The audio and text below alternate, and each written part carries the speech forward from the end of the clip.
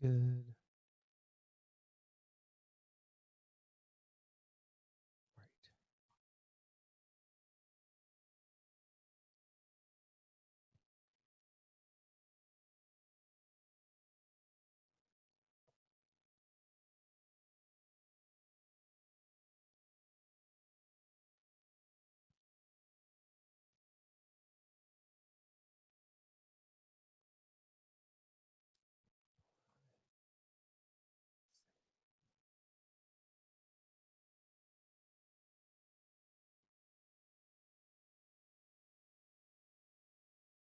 Right. Okay.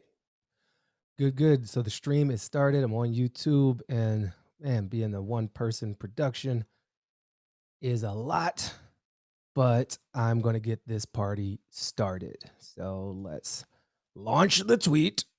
Done. And let's let these people into the room. Admit all. No more waiting room. Welcome, welcome one and all.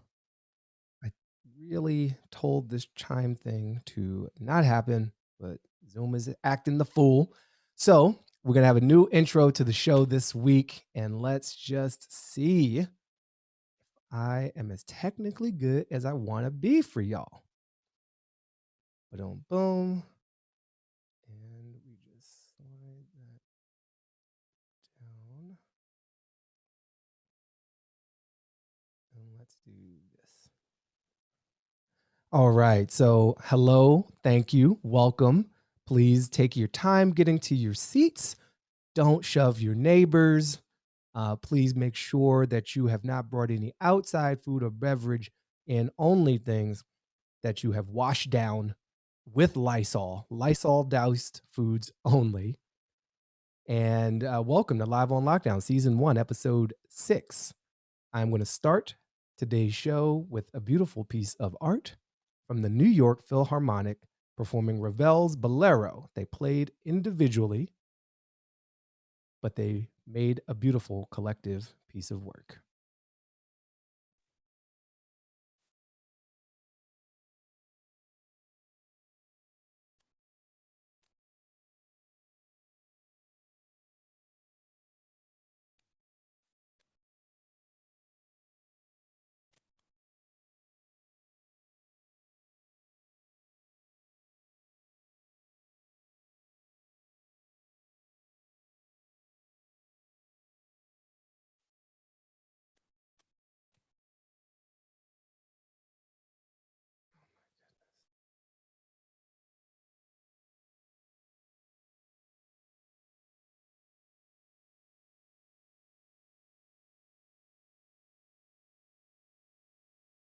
That's work.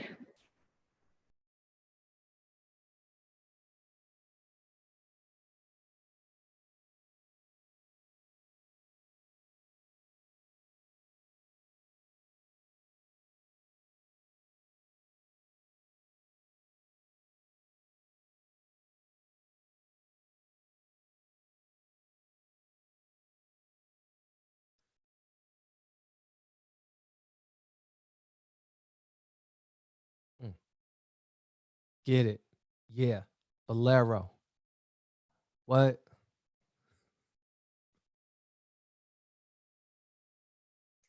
It's my jam.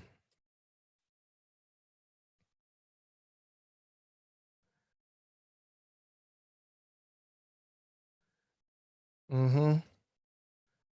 I put that together for y'all. That was beautiful, right? That was beautiful. Okay. Welcome again. Hello, I'm Baratunde Thurston. You're watching Live on Lockdown, Season 1, Episode 6. And what I'd like to say about that is, look, Season 1 is also the last season, I hope. I am not looking for this series to go to series. Like, this is a one and done kind of thing. If we're talking Season 2, Season 4, Season 5, that is like bad success. We do not want that. We want this to kind of be almost like an experiment that we could forget about a year from now. But like, remember when Baratunde made that show from his garage?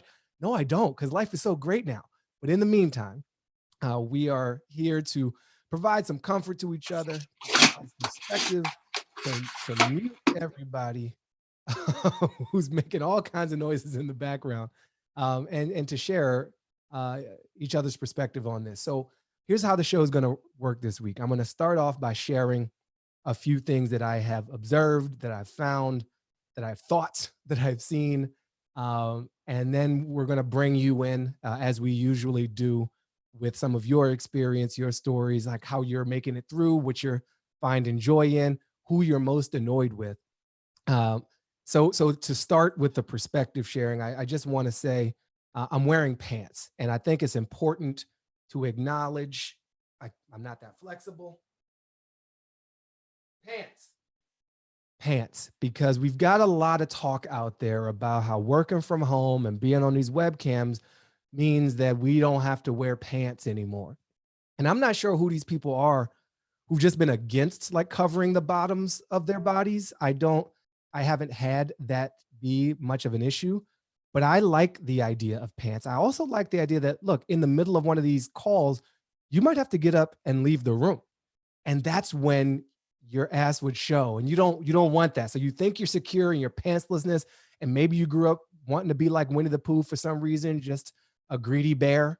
But not me. And I'm going to suggest maybe not you. So this segment brought to you by pants. You should wear them even when you don't have to, because you never know, because you never really know. Now, it's been a really intense week here in the United States, where most of us are based, certainly where I am, broadcasting from Northeast Los Angeles in the neighborhood of Highland Park. And there's been some good coming out. I've been watching my mayor's daily briefings. I really like my mayor. He's new to me, so I don't have any history with Eric Garcetti. I come from New York and Bill de Blasio, and I had a very strong feeling about Bill de Blasio, which I won't get into right now. But Eric Garcetti is like a big teddy bear. I just want to hug him. I just want to hug him up real good. He's really a sweet guy. And but in the substance, he's announced some things that I thought were very compassionate. And there's an automatic filling up of EBT cards for those who are on that form of social service assistance. You don't have to file anything. You don't have to do any paperwork. You don't have to call an oversubscribed phone number. They just automatically max out your benefit for the next 3 months.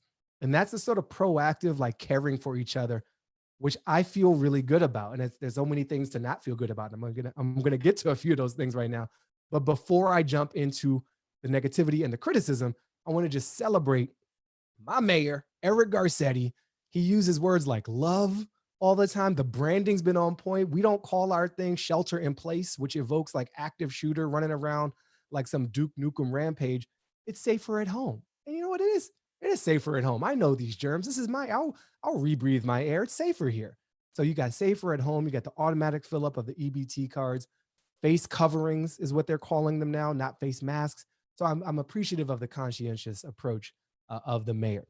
One thing I'm not appreciative of is how folks had been downplaying, some of our political leaders in the beginning were downplaying the significance of this. And I found this graphic to be literally illustrative of that problem. So I'm going to share this with you right now. This is a sort of a moving chart that goes from the beginning, where in the beginning, people were down at the bottom of this chart. A lot of folks saying, oh, COVID-19 doesn't hurt very many people, doesn't kill that many people. If you care about death, more people die of lung obstruction or high blood pressure. How come we're not sheltering in place for high blood pressure? What about sepsis? But as time moves on and as the wrath of the math kicks in and exponential growth rears its head, we get to this place where COVID-19 is now the number 3 daily cause of daily deaths in the United States. And it took a month for that to happen. So again, time is everything. A week feels like a year in terms of these exponential curves that we're living on. And if we don't take the measures that we need, then we end up paying the price in the form of life. So I really give it up to Flourish Studio for creating that chart. I also want to share a little perspective from ProPublica. Oh, can't hear. Oh, you can't hear, the video only see. I need to stop. Can you hear me right now?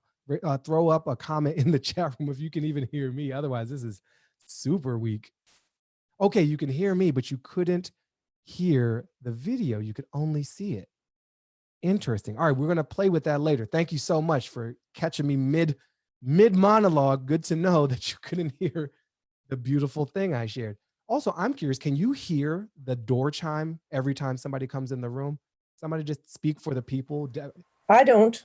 Thank you. Great. Great. Thank you, Marianne. So it's only here to annoy me, not the rest of you, which is great. I'm going to have to like stay focused and not be distracted. That was Marianne Robertson speaking for the people, ambassador to the live studio audience. We'll bring you back on in a moment, Marianne, but I'm going to continue with my flow because I just want to get this off of my chest. This is a really painful story from ProPublica, and it's one that I am starting to see mirrored in news coverage of this virus. The headline is "Early Data Shows African Americans have contracted and died of coronavirus at an alarming rate." This is not an equalizing, pandemic. It's having very disproportionate effects in the US, and they study Milwaukee to kind of create the example of what that means. So I'm just going to like share two paragraphs from that article. They say, as the disease spread at a higher rate in the Black community, it made an even deeper cut. Environmental, economic, and political factors have compounded for generations, putting Black people at higher risk of chronic conditions that leave lungs weak and immune systems vulnerable: asthma, heart disease, hypertension, and diabetes. In Milwaukee, simply being Black means your life expectancy is 14 years shorter on average than someone white. As of Friday morning, African Americans made up almost half of Milwaukee County's 945 cases and 81% of its deaths. That's in a county where the Black population is only 26% of the total. So 26% of the population bearing the weight of 81% of the deaths. And Milwaukee's one of the few places in the US that's tracking the racial breakdown of people who've been infected by this coronavirus, which offers a glimpse of the disproportionate destruction it is inflicting on Black communities nationwide. So it's a story I first heard from my sister, who knew someone who passed from COVID-19. He was 20 years old, but he suffered from asthma and high blood pressure and ailments associated with obesity, and this just tipped him over the edge, as well as his father a few days prior. So, we've heard a lot of rhetoric about how coronavirus comes for all of us, and it tries to come for all of us, but it actually gets those of us who've been left behind by systems that have been in place for a really long time. So if you're dealing with pollution and weaker lungs because of breathing in that air, if you don't have access to healthcare, you get all kinds of other underlying conditions, this is forcing that. And so if you're poor, if you're Black, if you're living without a home in this country in particular, because we're so cruel, then the virus has a greater chance of actually affecting you directly. It is not a great equalizer. It actually exacerbates the challenge. I have this thing written up on my wall. You can't see it. It says, "We are experiencing different pandemics." And it's just a reminder when I walk in here, like there's no one story here. We all have these different flavors of it. Some are painful in different ways. Some are joyful in different ways, but it is kind of different. Rounding this up, I just a very brief, I got to share this story out of the great state of Florida. If you're looking for things to just make you scratch your head, Florida is a place that's going to do it. And this headline, "It's a shit sandwich. Republicans rage as Florida becomes nightmare for Trump." So the petty person in me is like, good, problems for him are better for us because we need to get this dude out. But again, there's people suffering behind that headline, so it's not good. And so what's happened down there is a bunch of policies by the governor well before the pandemic showed up to weaken the unemployment system have made it nearly impossible for people to file claims. And when they do, they get like $236 a week. It's among the stingiest unemployment insurance systems in the whole country. And it was by design because Ron DeSantis wanted to cut the official unemployment number. So he made it hard to claim that you were unemployed. And the Republican Party down there, which is in charge, went along with it. And now real people can't get the real help they need because of the politics that came before them. So all the stuff we messed up before, it comes out now. Like this Priya Parker, who's a friend and a great writer, says this is a social X-ray. And so we're seeing into the gaping maw that is Florida. And Florida's always, one of those places, right? And we have somebody in the room who's in Florida, so we'll check in if he's willing, because I'd love to hear what the perspective is down there. But that story really shocked, briefly, fleetingly, pettily pleased, and then devastated once I realized, like, oh, this is a disaster, compounded by human decisions. On top of all that, I've got a post up on my Facebook page I want to share with y'all, and there's two more beats before we get a fun break, and then I'll bring you into the conversation. So start thinking about what you might want to share, where you're at, how you are. But this is a post that a friend posted on their timeline, and it was a timeline post, and it's one of these clarifying things when you hear our president here in the US try to rewrite very recent history that we all have access to. And so some good citizen put together this timeline of relevant events, especially in response to the claim that impeachment so distracted the president that he couldn't deal with the pandemic. And so you see, like, oh, here's impeachment, and there's a first CDC warning a couple weeks later, and then the next day there's a campaign rally, and the next day there's another campaign rally 5 days later. And so you have golfing and rallying and golfing and rallying, and the impeachment thing's fading pretty quickly, and all these claims of how great everything is, and they're not. And then recent claims of, well, how no one could have known things would be this bad. And that's not really true, right? March 6th is a magical day in the timeline of the federal response to this thing, because you got a series of statements from the president about how great we're doing, specifically about how great he's doing, about like he wished he could have become an epidemiologist. He's just so naturally gifted at this stuff. All these doctors keep saying, like, oh, how did you get so good at the science? Like, nobody said that, but he needs to hear himself, applaud himself, and high five himself. Unfortunately, not in the face, which would be more fun to watch. But on the same day that he's making all these crazy statements, The Guardian reports that the Imperial College Group out of London advised the White House coronavirus task force of the terrifying projections for the disease. March 6th is a month ago. And the next day, homeboys golfing, etc. So, I'm going to try to keep up the timeline myself. I didn't initiate it, but I think it's worth keeping a chronology of all of the steps that our federal leadership at the highest level is taking, and then sharing that with folks, because we also have an election coming up. And as we are living through now, we've realized that elections, they kind of matter. So the last bit of this opening round, I'm running on like Rachel Maddow level time here with the opening round, but it's an experiment. So I love your feedback. I've been thinking about how else to put it, but scale, right? The scale of this thing. And in the numbers sense, how big is this event, right? Are we overblowing it? Is this truly historic? And so based on the projected numbers that feel real in the sense of they came from a data model and not from the butthole of our president, we have in the best case scenario 100,000 US folks dead from this, up to 240,000. That's the range. So I'm going to take the best case scenario. How good is that? How good is that? Well, Hurricane Katrina, we had 2,000 people die.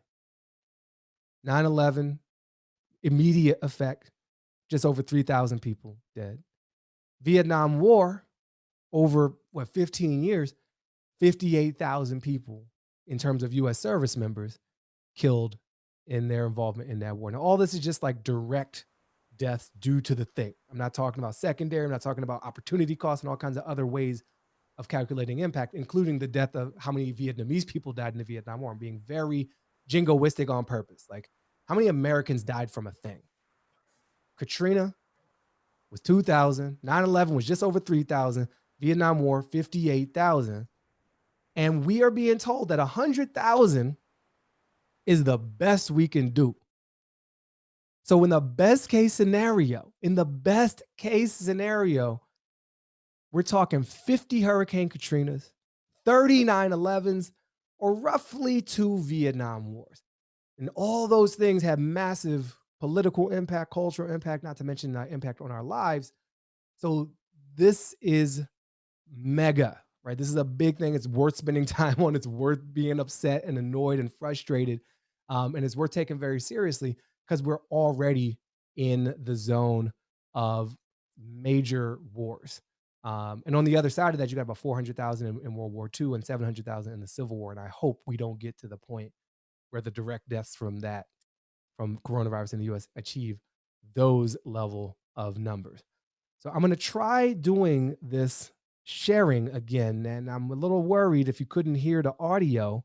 So keep me posted in um, the chat if you can hear the audio from this video that I'm playing right now. Did you hear that? Did you hear two random dudes say hello to each other? No. Oh man. That's really, oh, that's so troubling. Yeah, no. Okay. Well, thank you for your honesty. Super appreciate it. And so what that means is I can't share this really fun thing that I wanted to share with you, and I don't. Oh, wait a minute. I think I know why. All right, I'm going to try one more time. All right, did you hear some weird some weird voices there? And he just type, nope, you still didn't hear it. Cool. So I am running behind on the tech on this one. So that is good to know. All right. Well, in that case, I had something really fun queued up for you to like balance out the 30 Hurricane Katrinas I just dropped on you, the 50 Hurricane Katrinas. And I can't do that right now. So instead, what I'm going to do is ask you, if you're in the Zoom app, use the hand raising function and raise your hand so I can do my check-in, and see how folks are doing, where you're at, how you're getting through this. If you don't know how to do that, just like type in the chat box that you are, interested in or willing to talk, and I will bring you into the conversation. All right, Martha Toure, I see you. You are now unmuted. Let's go. All right, what's happening, Martha? Tell us where you are. Remind us of where you are. We've had you on before, but I cannot remember where you Hi, are. can you hear me? Yes, I can hear you. Thank you for Great. checking. Something I failed to do. I'm in Marin County, California, which is just over the Golden Gate from San Francisco. We're very protected here. We have amongst the lowest numbers of cases and deaths in the United States. I want you all to know about an article in today's New Yorker. It is an interview between Isaac Schoettner and a medical genius named Frank Snowden, who has recently written a book about epidemics and society. And he makes the interesting point with respect to inequalities, that diseases are not random events in societies. They go where human society has created an opportunity, a niche for them. That's why we've had plagues and Black Deaths throughout history that settle most strongly in the people with the fewest accesses to resources. So an epidemic is a mirror of a society through which it has spread. And it isn't written in stone that we're going to come out like Europe or the Egyptian Ptolemy or Emperor Justinian society. We can do things. It's on us to create what we're going to look like from the point of view of history. We have some great examples, like Doctors Without Borders. We can do this, but we know what we got to do. Thank you, Martha. My goodness, that was a breath of fresh air, breath of truth. I agree with you, so I don't have anything to pick apart. I think it is a mirror, and it presents us with a choice, like you said. one of the inspiring things that I'm starting to see, and I think we may have talked about this on a previous show, is, what opportunity do we have to fix some of the broken pieces of our system, that have allowed the pain of this pandemic to spread in certain populations so much. And so that comes down in some ways, obviously, to our healthcare system, but also our unemployment system. I'm going to call an audible. I'm going to share this clip from Alexandria Ocasio Cortez. And I realized what was happening why you couldn't hear the audio. So that has been remedied. Um, but I want to share this bit of I'll call it compassion and honesty and intelligence kind of all rolled into one.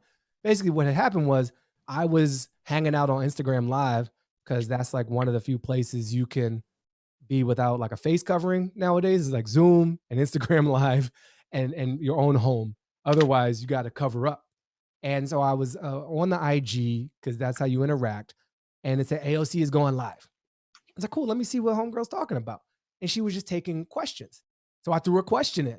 And the question I asked her, you will see what that is in just a moment. Ooh, and actually, this is not going to work because there's this option. If anybody's out there trying to pro Zoom, I got a Zoom pro tip for you. When you do screen share, there's a little teeny hidden secret button. It's like a little secret button, and it says share computer sound. And you have to make sure to check that. Otherwise, you'll disappoint all of your audience when they can only see the image. So it means that also you didn't hear the beautiful music I was playing earlier, which did not set the tone whatsoever. So here we go. This is AOC. Let me just actually fill the screen with this. Oh, and I have to type my password because why not ask me right now for my password? Some chat room help. Let me know if you can hear this. Oh, hi, Baratunde. How do you carry the burden of your constituents' challenges right now and care for yourself? That's a very kind question. Thank you. Um, I don't, I think everyone responds to stress really differently. Um, you know, what I try to do is I feel like I've changed my pace a lot in that I try to like really protect my days off um, before this whole crisis hit. Like if I had a day off, I really tried to protect it and like nothing would happen that day. I have complete control over that day. And how I've kind of been shifting since I represent Queens and I represent the Bronx, which are some of the hardest hit communities in the country right now, is, is I kind of recognize that there are some days where I'm going to be just like working all day, 12 hours or more. Um, but there are other days where I'm just going to accept that I'm not going to be as productive on a certain day. And I'm being kind of ruthless about cutting things that are completely unnecessary or cutting things that can wait. And I think for everyone out there right now, obviously everyone's not um, in my position. I'm not in a position where I can just be like, I don't need to work as much because I'm serving a community that's very hard hit as a public servant. But I do think that it's really important to get the message across that you do not or should not feel the pressure to be as productive now as you were before. This is a very stressful moment. A lot of people are doing double duty. Basically, if you are a caregiver or if you are a parent in any way, and now all of a sudden you have to work from home and take care of your kids, guess what? Now you have two jobs simultaneously. Um, and we should recognize that. We should make space for that. And, you know, it's a kind of a function of capitalism that we measure people's worth in their work productivity, not in their actual full worthiness as a human being. We strip away how good you are to a community. It's like how much you do in a community doesn't matter, how much how good of a parent you are doesn't matter. Like, all of these things don't matter. What matters is how productive you were, how much money you made, or how much work you put in this week, how many hours. So you get the idea. And she continues on for a few more minutes on that theme. But I think to Martha's point, we have this choice before us, not just in the immediate, crisis addressing moment, but like, how do we value ourselves? And are we just measuring our economic output and be like, yo, that's the thing? Like, how much money you make is the thing. And to her point, it isn't. I also want to roll in at this moment. I had, a couple years ago, I made a show with Spotify and the now defunct Mike.com website. And it was created in advance of the 2016 election. And we were dealing with music artists and the issues they were passionate about. And so this one was dealing with criminal justice and reform and like trying to do that better. And one of the guests in this show was at the time a sergeant in the New York Police Department named Sergeant. Well, his name's not Sergeant, but you know what I'm saying? Like it probably was part of his name at that point, actually. Anyway, Edwin Raymond is this dude's name. Black dude, really long, beautiful locks, and grew up in East New York neighborhoods and decided to become a police officer to protect and serve. And he became a whistleblower in the NYPD for calling out the racism of the NYPD and having a quota system for like who would get ticketed for jaywalking or riding their bike on the sidewalk. And his managers, his lieutenants at the time would just be very clear. If you're on the Upper East Side, like, no, don't ticket them. Go out to Bed-Stuy, right? Go out to Crown Heights, go out to East New York and ticket those kids. They'll resist less, blah, blah, blah. So he blew the whistle. He secretly recorded his supervisors. And it's not normal for people in his position who kind of speak up to power that way to stay in the job. It's quite the opposite. Usually they get flushed out. Sometimes worse things happen to them in terms of their safety. But he has thrived to the extent possible. He's been promoted. He's now a lieutenant. And I wanted to talk to him about what is it like to be in law enforcement and on the front lines in a different sense of this crisis and of this pandemic. So here is a moment from our interview. It's a 13-minute interview. I will never do that to you and just like force you to watch a 13-minute video in one sitting. That feels like cruel and unusual punishment, a different form of like sheltering at home. But I will share a few moments to let you hear directly what he has to say without me trying to paraphrase it. Yeah. I think I just got one more for you, brother. And that is, it's an open-ended question, but is there anything else on your mind or anything else you want the public to know, given your perspective on this crisis in law enforcement? Take this thing serious, take it serious. I'm watching a lot of these videos about 5G and all these videos about film your hospital. And again, just the amount of unconscious people, which is really people who are dead at home. It just comes over the radio as unconscious. That amount alone is alarming enough to know that this is something that should be taken serious. One of the things that stands out at a glance, about 90% of them had other conditions. And it really spoke to me regarding how livable we make certain conditions. Many of them which are reversible, or can be eradicated or completely prevented. So we when this is over, or even now, we have to find a way to make sure if something is reversible, we do it. If something is preventable, we prevent it. Because the COVID is what's pushing it across the edge to the point of mortality, but a lot of conditions already exist. That's where I was. So I want people to practice healthier lifestyles and take this thing serious. Please. Again, that was Lieutenant Edwin Raymond, and he alluded to something that he shared in an earlier part of the interview, which I basically asked him, like, tell me about your pre-corona life as a lieutenant, where he's responsible for 40 police officers, and your current life. And he said in a normal week, you might get 1 to 2 calls of someone unconscious, dead at home. And he's gotten 9 sometimes, in the space of a few days. One other lieutenant has had like 19. in a single week. And it sort of wears on him emotionally of like, you take this oath to protect and serve and you're showing up to just dead bodies. That's not, you kind of miss the opportunity to do the protecting part. And so there's an emotional toll that he shared that he's bearing, which is another piece of this puzzle, which I'm like fascinated with and want to give some attention to, because it's not, we think of like the people in the ERs, and yes, never denying any of what they're going through, but also you got police officers out there. And what he brought up that reminded me of Martha's comment was about, people being pushed right over the edge. And then you have these pre-existing conditions. In the US case, racism is like a pre-existing condition. And so something like this comes along and it's just enough to tip you over the edge. And unfortunately, in this case, that edge is often from life to death, or maybe from financial solvency to bankruptcy. All right, so I'm going to roll this fun clip.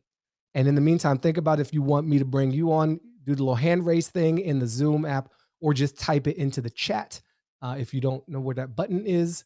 And if you're just on your phone, swipe. And if you're only on the phone, like you're not using the app, then I might just call on you and you can decline, and I won't force you to put yourself out there into the world. But in the meantime, this is something totally different because I've been very, I try in these shows to like mix the high and the low and the joy and the pain, the sunshine and rain. Anybody who names that hip hop reference, you get something. I don't know what yet, but I'm gonna give you something. So Gary Anthony Williams is an actor. He did the voice work for Uncle Ruckus in this great show, The Boondocks, years back. And he has been doing this thing, acting alone, basically a social distancing, sort of physical distancing acting workshop, and playing scenes with his fellow actors. So this is an example of sort of improv meets acting meets physical distancing in the age of Corona. Check it out. Hello. Well, hello. Jones, is that you? Oh, yes, it is, Bond. How the hell did you get this number? We live in the information age. Really? Well, I'm gonna hunt you. Oh, you're hunting me? Well, I'm already hunting you. You've been to my... I've been in your comic book collection. What's that in your hand? Oh, you mean this? Is that my... I'm gonna find you. You're a dead man, Jones. A dead man!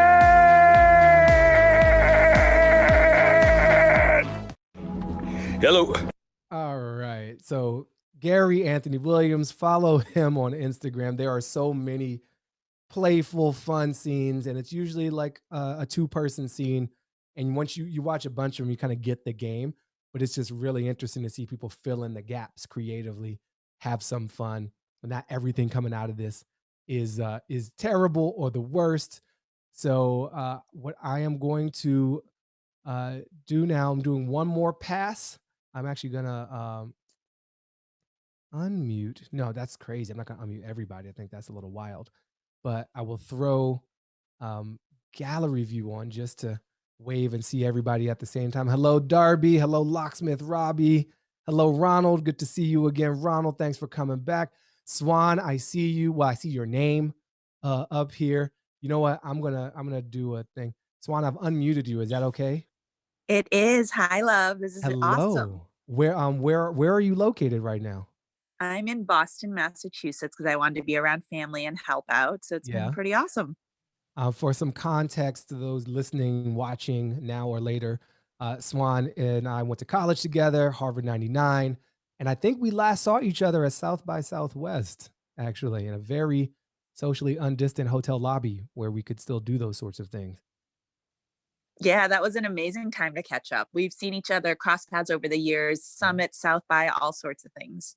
All the stuff we're not doing anymore. What's getting you through this? How are you maintaining your sanity, maybe your income, your health? Give us a little flavor of your life in Boston in terms of processing this. I mean, some things are easier. I came here to help take care of my parents in their 70s, do grocery shopping. But the irony is, since they're retired, They cook all of my favorite foods, all my meals. So I'm gaining the COVID-19. So that part's easier. My mom did laundry for me the other day. I was like, is this what coming home is like? So that's been pretty great. And then, keeping sanity and kind of keeping the faith is just trying to see the other side of this. Like, we know we're all in it for a little while, but just seeing the generosity and kindness and bravery, of people on the front lines has just been really inspiring. I mean, we all get annoyed by the errant person who's not following the rules, but then the overwhelming generosity and kindness of people, I have to think we're going to come out of this stronger. It's just, going to be a little tough for a few months. Thank you for that. And how are things feeling in Boston, like in terms of the mood and the tone? You know what that city normally feels like. What is your observation on that? Yeah, it's not too bad. I mean, Boston, I guess, follows rules pretty well. We've been pretty good about it. But to be fair, I'm not smack in the middle Puritans, of right? town. It's that Puritan blood. Right. I will say though, I mean, kind of, I don't know if you saw this, but our alma mater in the beginning, just like everybody, was taking a while to adjust to the new normal. So figuring out what to do with financial aid, students trying to get home, getting people high-speed internet. I think because Boston tends to be a very academic and somewhat productive city, everyone, I think, has been kind of moving forward into how do we fix problems? How do we kind of like all band together and help each other? But to be fair, because we can't really go around, I can't drive to another neighborhood or community and check it out. But my parents are in Newton. It's a little further outside. So, there's plenty of room for people to take walks. I've gone around, made sure all the neighbors that are elderly have somebody to go food shopping for them, etc. But it's been pretty great here. But, as you know, I was in New York for 13 years and most of my friend fam is there. So that's been what I've actually been keeping tabs on, trying to make sure, those people are okay, because it's far, but not really that far. Right. Well, thank you for sharing. Thanks for joining the show. Great to hear your voice, and keep enjoying the COVID-19. Sounds like your parents are some great cooks. They're pretty awesome. And thanks to you for kind of continuing to give us tidbits and insights and a peek into your brain, because I look forward to these moments of wisdom from you. Absolutely. Yes. Well, you're welcome. And thanks for joining. I'm going to put you back on mute, and we are moving on next to someone we heard from earlier. I designated her the ambassador for the group, but that would be Mary Ann Roberts. You are unmuted. You are live on lockdown. What's up? Well, thank you. I was really, I'm not very articulate, sorry. Okay. I'm a retired person. I live in Vermont. It's a ridiculously sheltered kind of place, but I'm also kind of aware of stuff going on, like you were talking about the effects of racism and poverty and all of these things. And I want to know, my brother, who lives in the Boston area, is always sending me stuff about how more people approve of Trump now than ever. He has the highest approval rating that he's ever had. And he shows me these breakdowns about people. It's just the idea that we're so polarized, and the way information, is there anyone who's working on how we can communicate in ways so that we're not always preaching to the choir, that we're actually hearing each other? I don't know. That's what I get frustrated about, because I think the things that I've forgotten her name, the wonderful thing that woman spoke about, how we can change, we can move, but I feel like we need to be moving together. I don't know.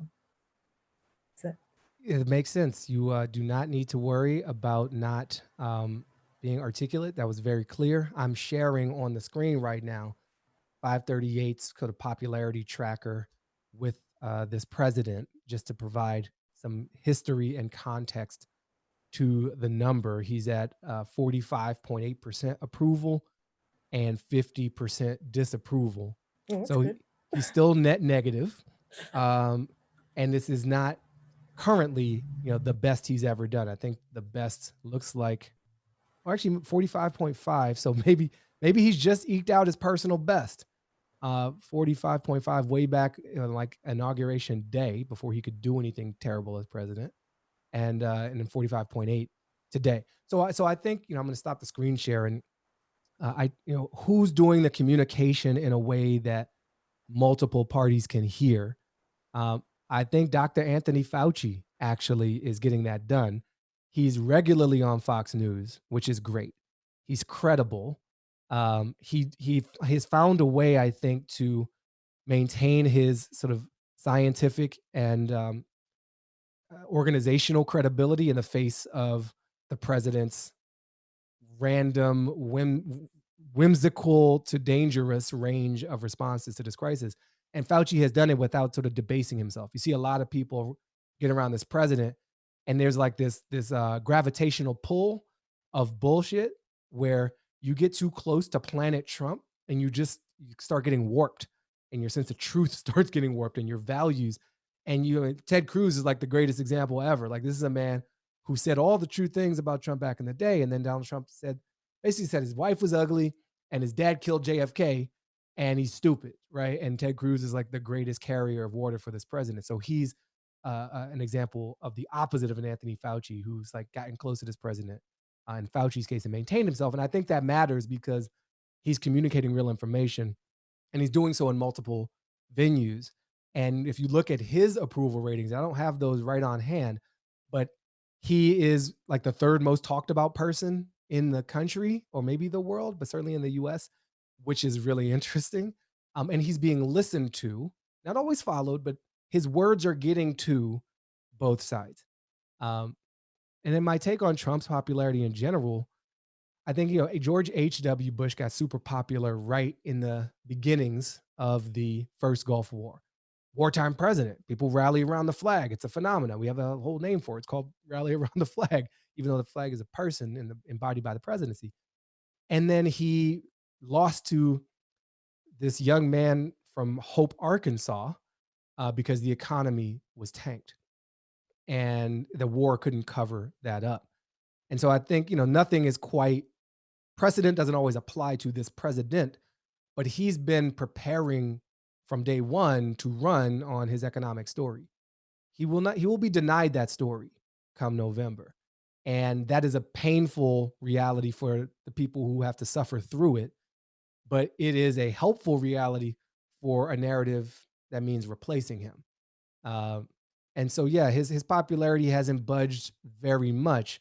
But I think the way he handles and mishandles this, and the ability for people to be honest about where those mistakes were, is going to help his challenger in the fall make a very strong case that when it came down to it, when the country faced a real crisis, when all the things Hillary Clinton said would happen actually happened, this dude led to 50 Katrinas, right? Like George W. Bush had the one Katrina, and this is 50x that potentially, maybe more, sadly.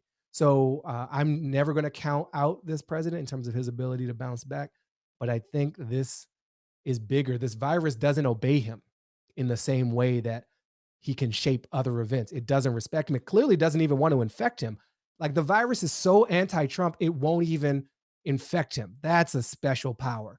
That's a really weird special power. But thank you for the question. I hope I didn't go on too long. And Megan, I just want to thank you. In the chat, I saw you have your 9-month-old sleeping in your lap. Congratulations on cloning yourself through organic processes. And we see you in the chat, and we send you love wherever you are. So if anyone else wants to pop on, I only grabbed Swan because I knew her. Again, I won't do that to anybody else, but you can kind of see how this goes. I'm very gentle and kind, for the most part, host. I would love to chat with you. If not, I will play us out with something really amazing now that I know how to get the audio in. Megan wrote in, I don't think his popularity will survive the tsunami of grief that is about to be unleashed. Yeah, that's another real observation. I think so much of the people who love Trump and have literally gone to his rallies and rallied around him multiple times are going to lose people. You look at the map of states that were late to or have yet to implement a stay-at-home order, and it's Trump country. It's Florida, it's Georgia, it's Mississippi, it's Alabama, it's Arkansas. It's all these places that he has given some voice to, actually, and some sense of pride, and people really enjoy that. And everything in the data suggests that the Southeast United States is going to get rocked by this thing because of age, because of underlying comorbidity and health issues, and because of a lateness by the part of most of those weak governors to initiate policies that will flatten the curve. And so it's very, I think it's different from talking about the border. If you're in a state that doesn't have one that borders Mexico, or ICE detention centers that aren't nearby you, or incarceration when you don't have a jail or prison nearby, this pandemic will affect every community. And we're all going to know people who are gone because of it. And that's not like a Democrat conspiracy. They're really dead. That's a truth that goes past the Fox and Friends bubble. And it's kind of hard to create misinformation around the physical information of someone who's no longer a part of your life. And if that starts to happen and people start, to your point, Megan, grieve, that grief may be associated with anger on the other side.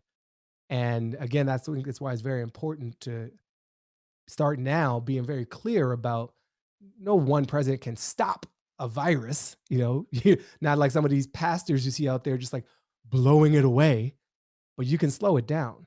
And George W. Bush had a pandemic policy. Barack Obama had a pandemic policy. And this president purposefully disabled that policy, defunded it, closed the part of the National Security Council that was in charge of it. And when it was at the doorstep of this country, he ignored it. And he played it up like, oh, it's just the flu. What are you so concerned about? And he's still ignoring it. Even as he gets tougher, I'm not gonna cover my face. And it's a suggestion. So once people you love start to die because of that kind of messaging, unnecessarily, you didn't even send someone off. It's not like they enlisted in the armed services to go forth and defend the flag. They were just going to church and going to choir rehearsals. That's going to be hard to come back from. And it's sad if that's what it's going to take. But I think it's less deniable. I'm going to the chat again. I see people are more interested in typing. So thank you for playing along with me as we experiment with the format of this show. Anthony Ware has a question about the ripples of economic stimulus in the US versus countries like Germany and Canada. So I'm going to give some credit to my babe, my fiance, Elizabeth Stewart. We've been talking about, I mentioned this whole rant earlier about scale and how we got like, this is 50 Katrinas and 2 Vietnams and 30 9/11s, and hopefully not, but possibly a World War II in terms of US casualties. World War II reshaped the global order, and it didn't actually involve every nation in the world. This actually does. And so who is positioned to emerge from this with strength versus weakness? And in addition to the internal suffering of the US, the fact that we didn't have national stay at home to narrow the gap of when our economy would be severely affected by this means that effect is going to be spread out much longer. And a nation like China, which was the first in and probably first out, will be the first back up on its feet. And who's sending equipment around the world right now? China. Who's sending doctors around the world right now? China. That was America. After World War II, we called it the Marshall Plan. We helped rebuild Germany because we had all this loot, we had all this war money, all this stuff. Look, it's not a whole history lesson, but I think to your question about Canada, Germany, like any nation that took this seriously, any leadership that was early and consistent and honest with its people, like Angela Merkel was when she scared her folks by saying 70% of our populace may become infected with this thing, will likely recover faster. And that's going to make them more competitive. And they're going to be in a position of power to draw new boundaries, whether those are political or policy or cultural. That's what's possible there. Canada, I know a little less about, so I can't speak to what their policies have been. For sure, better than America. I'm sure that because we are bad. We're just bad at this. We're bad at pandemics right now. Sharon Mosley, I have to leave soon. Here in White Plains, seeing things strangely calm, even though we're not far from the COVID-19 epicenter. Thanks for doing this. Thank you for joining, Sharon, if you're still here. If not, and then Megan recommends a book, Braiding Sweetgrass, a bit of medicine for the moment. It's an incredible book. All right, so that is the chats. Thank you for those who posted in there. I'm going to play us out with something so fun. Like, I don't like to build up, and Many of you already saw this, so if you did, you don't have to feel like you want to stick around. But it's just an incredible video out of the UK, recorded a week ago by a family that's been doing these like Von Trapp style musicals in their living room. Before I play that, I just, Locksmith Robbie, can you hear me, Locksmith Robbie? Wave your hand physically if you, all right, Locksmith Robbie.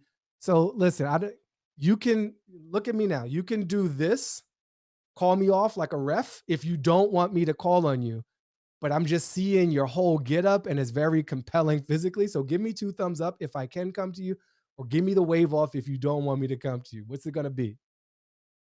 2 thumbs up. All right, folks, I wanted to end by, on the hour, but I just want to chat with unmuting Locksmith Robbie. Can you unmute yourself maybe? Okay. Can you hear me? Okay. Yes, I can hear you. So what tell us what we're looking at and tell us where you are. I just want to say that your program today and probably in the future is very informational. And I appreciate listening to it and hearing it. I don't need to add anything. I'm just absorbing the information because you seem to try and cover everything, not just one thing, but everything. Well, thank you for that. I appreciate that. I recognize your voice. It's good to have you here, fam. And stay safe, stay home. And you are ready. This brother's got the mask, got the hoodie, got the baseball cap. I think that's like a Wisconsin baseball cap. Oh no, Washington baseball cap. So yeah, I was on the Zoom chat earlier with my wife. She turned 69 today, and your grandmother turned 95 today. I know. I gave her a call. This is my Uncle Dana, everybody. Dana Robinson down in the DMV, DC, Maryland, Virginia area. And I didn't know your code name. Locksmith Robbie threw me off. And then because you are, showing up incognito with the face mask. Yeah, I did that for effect, visual effect. Oh, it worked, bro. It worked. Yeah, I was like, yo, somebody's about to perform surgery or rob a liquor store or go outside. Like, that's the thing. You don't even know why you have good reasons to wear masks nowadays that have nothing to do. I'll just add one more thing and then I won't talk anymore. The reason why I like your program as opposed to some of the others, it covers all classes of people, all races of people. And that's very important because people in the world realize that those that are considered low class or no class are the ones that get killed, get no exposure, die quicker, die faster. And shows like yours that's very informative shows you that it's not a race thing, it's a class thing. People that don't have money, people that don't have influence, they're completely dismissed by the news media, by the dictators, by those in power, by those in money. And so the amount of deaths that are occurring all over the world, not just in the United States, is so prolific that people just dismiss it because it gets no media play. It's organizations like yours or news media outlets like yours that get that type of message out. And I appreciate that. Well, I appreciate you. Thank you so much. Happy birthday to Fran. That was my uncle in the DC area. Thank you all for joining. We are out of time. What I was going to play for you, I dropped a link in the chat instead. And there's a man named Ben Marsh posted it on Facebook. You probably have already seen it. It's literally been shared hundreds of thousands of times and viewed tens of millions. But it's a family singing a song from Les Mis, but they like remixed it and rewrote it for being quarantined in their home. Hilarious, so joyful, and actually really good too. Like they're harmonizing. It's a 6-part, a sextet singing here. So enjoy that. Thanks for bearing with my technical issues. And we'll be doing the show. I've worked out a new pattern for the show. So we're here every Sunday, 3 p.m. Eastern, Central, Pacific. See, Zoom has got me all twisted. I don't even know what time zone I'm in. What is time? 3 p.m. Pacific. That's where I am. 6 p.m. Eastern. And then Thursday nights, 7 p.m. Pacific, 10 p.m. Eastern, I'm on Instagram Live. That's like a different vibe of show. It's a lot less rolling clips in and all kinds of multimedia juggling. So it's a little less stress on my heart and my mind and my fingers. So I try both different ways. So I'll see you hopefully next Sunday, if not on Thursday, or all the things. And if you have not known, I have a phone number, 202-894-8844. You can text in. I send you happy birthdays. I'll engage in battle with you if you want that in terms of arguing back and forth. But mostly I send out good information, good vibes. And I try to make things locally relevant, which when you sign up, you let me know what city you live in. And so I'm targeting opportunities to volunteer, to help out, to be useful, and also to have some fun. So thank you, everyone, very, very, very much. Isabella, I see you just got here, but it's all good. I'm recording this. You can always go to baratunde.com/live. This is one of the rougher ones, number 6. I thought it'd be smoother, but I keep experimenting with different things. So look forward to my full interview with Lieutenant Edwin Raymond. I'll put that up on Instagram likely tomorrow. And again, I'll see you in your inbox or on your phone screen, or maybe I'll just pop up outside your home, but you won't know because I'll be in a mess. Could be anybody. Could be my uncle. All right. Peace, y'all.